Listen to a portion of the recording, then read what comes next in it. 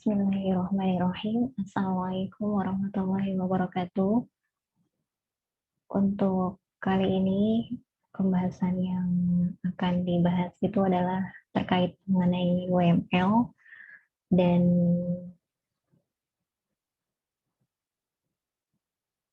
satu persatu kita akan bahas mengenai UML-nya.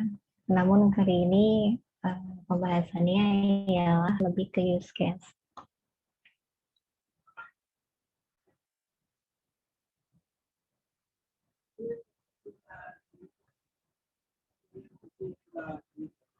Untuk UML itu sendiri, singkatan yang sudah dikenal ya, Unified Modeling Language, dan ini lebih ke arah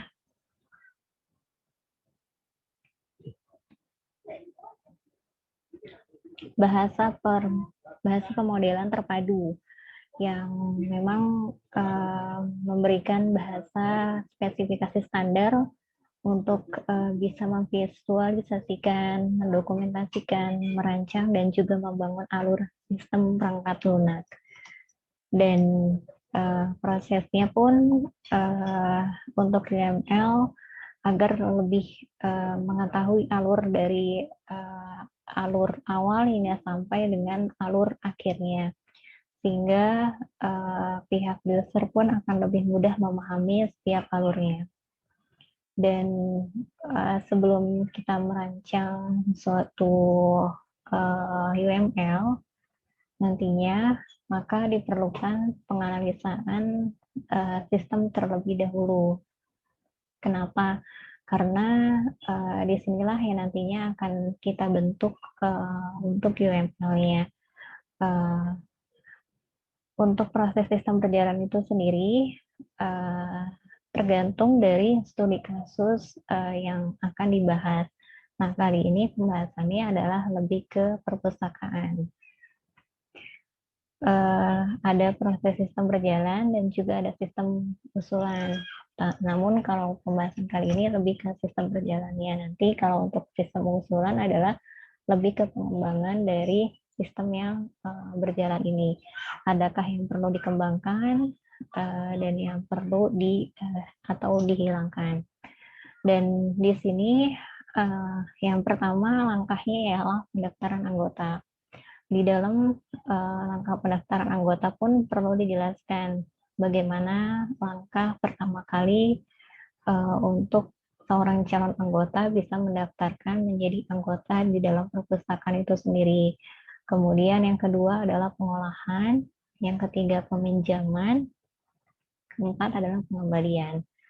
Nah, ini UML yang pertama itu adalah use case.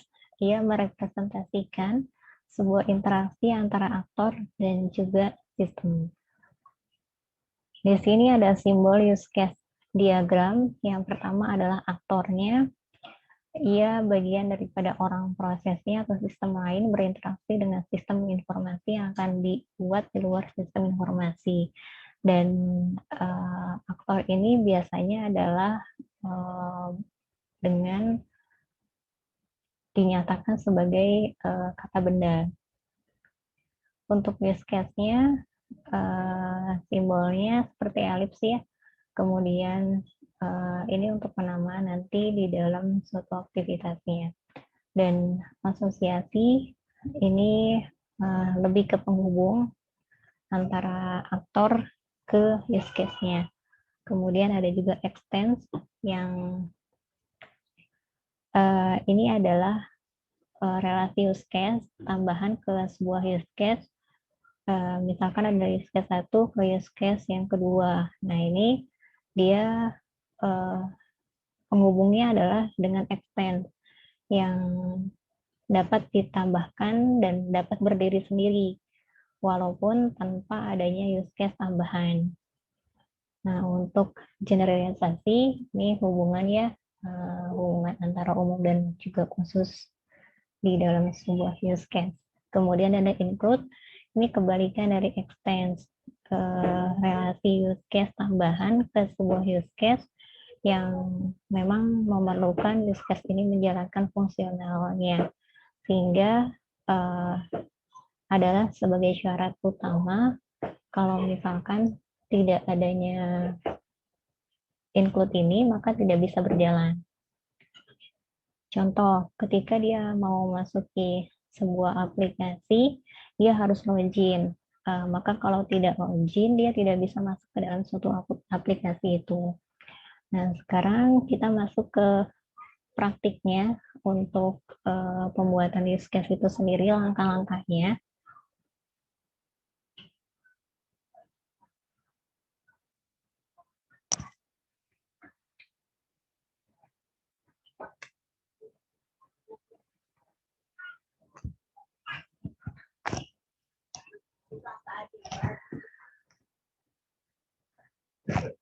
Nah, di sini sudah saya buka langsung untuk EA-nya, Enterprise Architect-nya, dan nanti kalian tinggal buka saja ya untuk EA-nya. Pertama kali diinstal, kalau sudah diinstal, maka tinggal dibuka EA-nya. Dan yang pertama, nanti akan tampil seperti ini. Mungkin karena sudah sebelumnya sudah pernah buat, maka akan tampil pilihan. Mungkin kalau misalkan pengen ngebuka dengan file yang sebelumnya, maka bisa open. Cuman saya cancel aja ini. Di sini ada beberapa fitur, ada beberapa menu ya. Dan yang pertama langkahnya adalah kita file new project.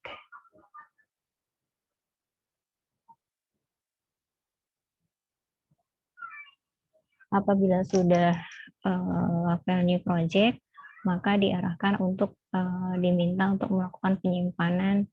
Pastikan penyimpanannya adalah di file yang memang kalian akan buat.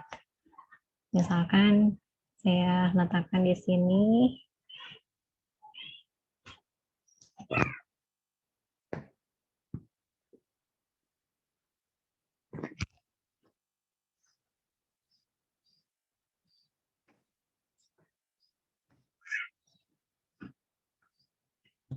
Ini ya, EAP.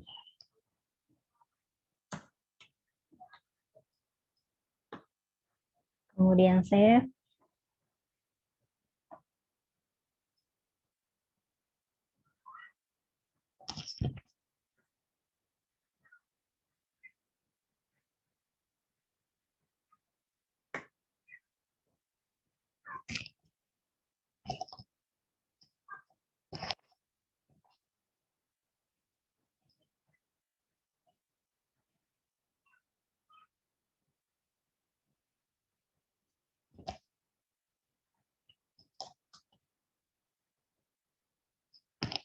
Agak lama ya.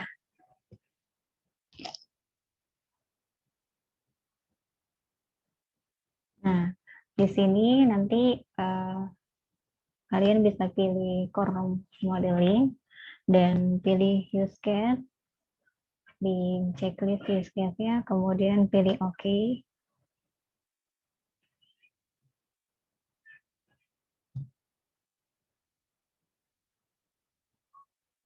Kemudian lihat di sisi sebelah kanan, terdapat project browser, ada use case modelnya, ada aktor, kemudian ada primary use case. Dan bagaimana cara pertama kali untuk menjalankannya? Di sini kan belum ada file untuk pengerjaan use case-nya. Maka bisa pilih new diagram. Kemudian di sini ada UML structure, di sini ada UML behavior. Dan untuk yang pertama kali use case itu adalah lebih ke behavior-nya. Behavior-nya itu use case, kalian pilih, dipilih OK. Nah, di sini tampil layar putih yang bisa nanti mengoperasikan, menggambarkan use case itu sendiri.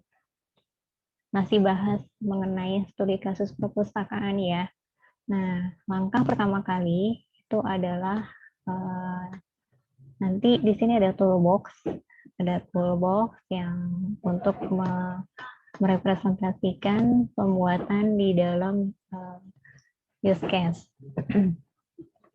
Pertama kali adalah boundary, dan di sini tinggal diklik, diarahkan, kemudian name-nya mau dikasih nama, misalkan use case perpustakaan. Kalau sudah di OK, kalau kurang besar bisa diperbesar, bisa disesuaikan tergantung dari kebutuhan.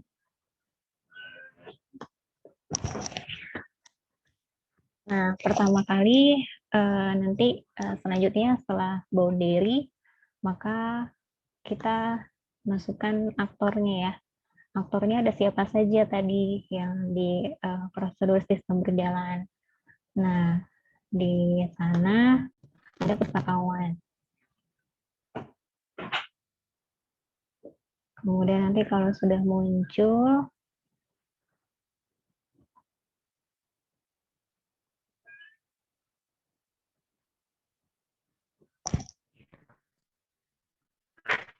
aktor satunya diganti dengan pustakawan. Pustakawan, oke. Kalau sudah di oke, ini juga nanti tinggal disesuaikan ya, mau buat besar, kecil, itu tergantung dengan selera. Nah, kalau sudah, baru use case pertama kalinya apa? Dia pustakawan itu fungsinya bisa ngapain aja. Yang pertama adalah mengelola data pustaka.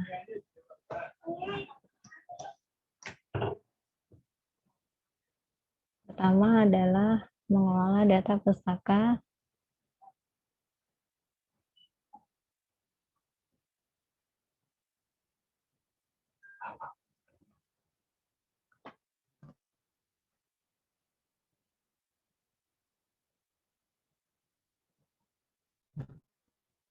Mengelola data pustaka ya. Kita ketik di sini data pustaka. Mengelola data pustaka. Oke.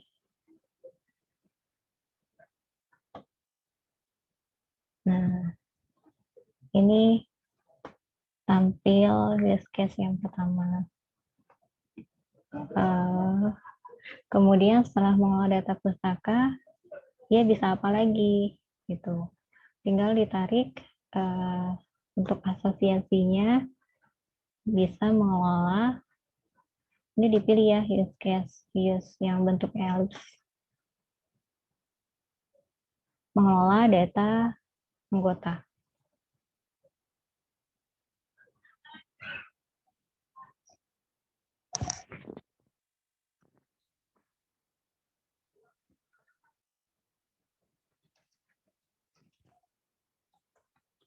Mengelola data anggota. Kalau sudah di OK, dia akan tampil, kemudian pilih lagi yang ketiga, fungsinya apalagi use case-nya. Mengelola data peminjaman. Karena kan nanti anggota ada yang meminjam, ada yang pengembalian.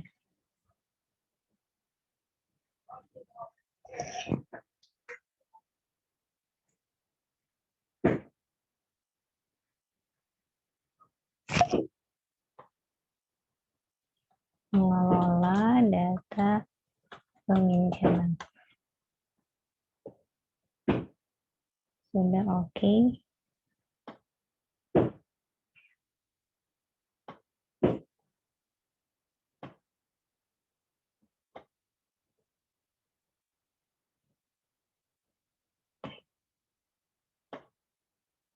Nah, ini dibesarin ya, karena nanti di dalam mengelola data pustaka terdapat extend. Nah, untuk extensnya ini saat mengelola data pustaka, dia bisa perannya bisa apa lagi? Menghapus data pustaka.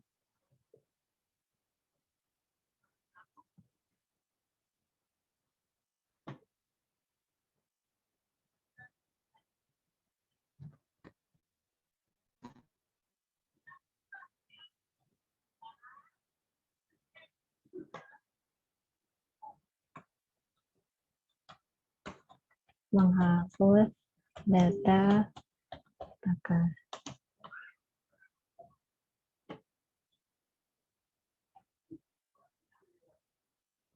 Nah, ini menghubungnya ke mengolah data pustaka. Sifatnya adalah extends. Oke.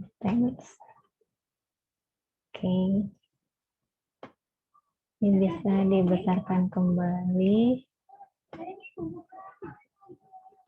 Ini bisa digeser-geser.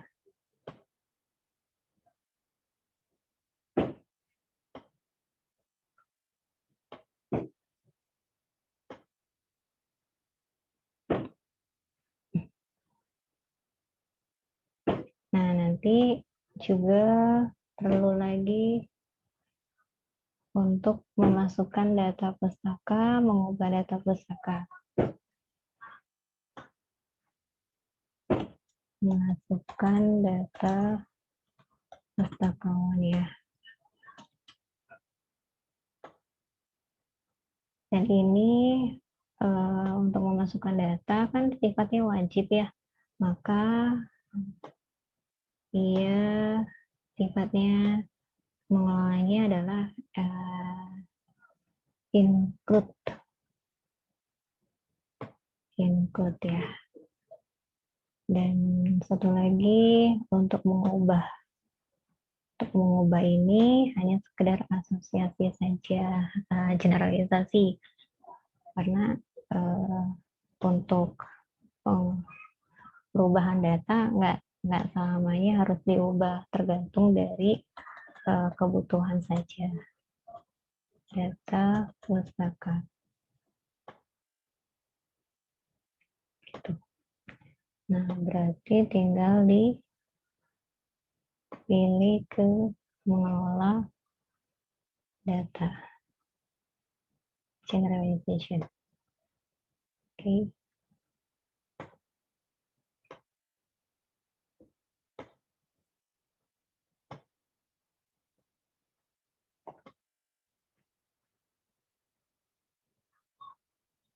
Oke.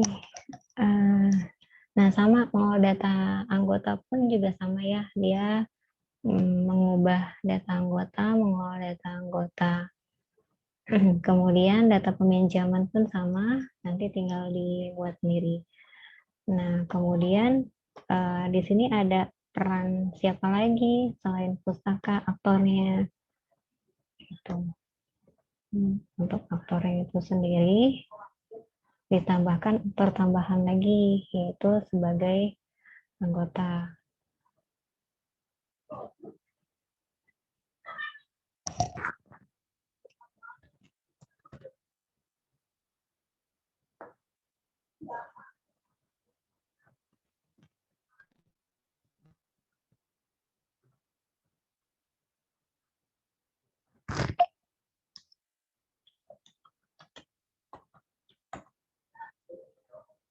Anggota. Kemudian nanti ada lagi satu lagi yaitu pengunjung.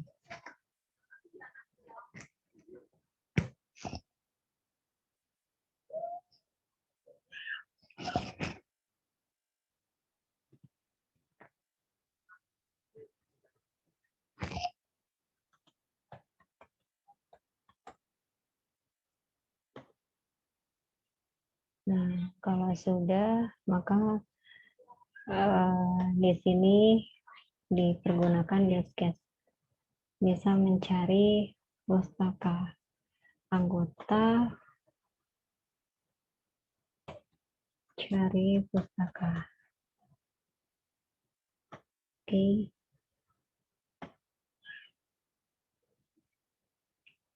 Nah, mencari pustaka ini use case-nya bisa kedua-duanya, bisa aktor dari anggota maupun aktor dari pengunjung. Di sini asosiasi aja.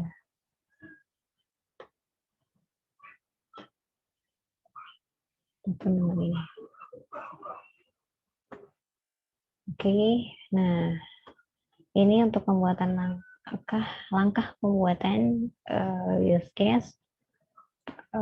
Semoga mudah dipahami dan bermanfaat untuk ilmunya. Assalamualaikum warahmatullahi wabarakatuh.